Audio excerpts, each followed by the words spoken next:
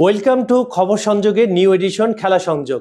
দর্শক, আজ আমরা কথা বলবো এশিয়া কাপ ফুটবলের বাছাই পর্বে বাংলাদেশ ও ভারতের মধ্যকার গুরুত্বপূর্ণ খেলা নিয়ে।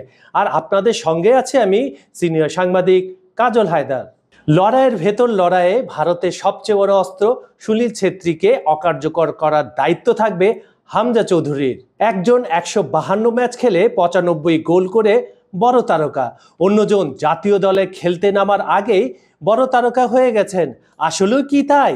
কিংবদন্তি হতে সুনীল ছেত্রীকে পাড়ি দিতে হয়েছে বন্ধুর পথ। বছর পর বছর, ম্যাচের পর ম্যাচ দলের গোলের চাহিদা পূরণ করতে হয়েছে, যেখানে হামজা সাহেব বাংলাদেশের জার্সি গায়ে তুলে এসেছেন লাইমলাইটে। ভারত বাংলাদেশ ম্যাচের মতো তাই এই দুই তারকা নিয়ে চলছে তুমুল চর্চা। জাতীয় দলের ছেত্রী পরীক্ষিত একজন ভারতের সর্বোচ্চ গোলদাতা। ক্লাব ফুটবলে অবশ্য হামজাও প্রাপ্তি কম নয়। কোনো বাংলাদেশের ইংলিশ প্রিমিয়ার লিগে খেলা চারটিখানি বিষয় নয়। লেস্টার সিটির প্রিমিয়ার লিগ জয়ের রূপকথা লেখা দেখেছেন তিনি, দলটির হয়ে খেলেছেনও। লেস্টারের হয়ে এফএ কাপের জয়ের অভিজ্ঞতা আছে হামজার। বর্তমানে খেলছেন ইংলিশ চ্যাম্পিয়নশিপের দল শেফিল্ড ইউনাইটেডে। হামজা বাংলাদেশের হয়ে খেলার সিদ্ধান্ত নেওয়ার পর ছেত্রী অবসর ভেঙে ফেরার মধ্যে সংযোগও দেখছেন অনেকে।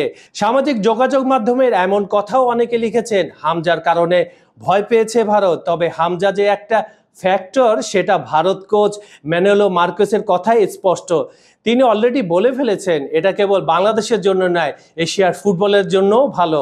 শিলংয়ে এসে অবশ্য এই ম্যাচ নিয়ে কোনো কথা বলেননি হামজা, গণমাধ্যম থেকে দূরে থেকেছেন তিনি। তবে ইংল্যান্ড থেকে হবিগঞ্জে নিজ বাপের বাড়িতে এসেই বলেছিলেন জিততে চাই। আর এই চাওয়া পূরণ হচ্ছে কিনা উত্তর মিলবে মঙ্গলবার ম্যাচ শেষে। এশিয়া কাপের বাছাইয়ের তৃতীয় রাউন্ডের ম্যাচে বাংলাদেশ সময় সন্ধ্যা 7:30টায় মুখোমুখি হবে এই দুই দল। এদিকে তামিমের জন্য জামাল হামজাদের প্রার্থনা। তামিম ইকবালের সুস্থতার জন্য অনুশীলনের সময় প্রার্থনা করেছেন জাতীয় দলের ফুটবলাররা। ক্রিকেট তারকা তামিম ইকবালের অসুস্থতার খবর পৌঁছেছে শিলংয়েও।